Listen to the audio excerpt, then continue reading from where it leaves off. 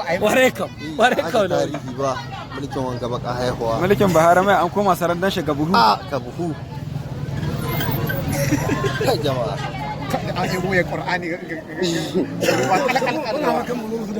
Kun ga yadda ake ebo mai daga Katsina ga buhu. A kawo yo aka magama ka kira mu ruwa ka hana mu in kai postin sama Magama ka ga kira mu kudu. ruwa ka sa a ce A kawo magama. a ce postin Wannan masifa har ina.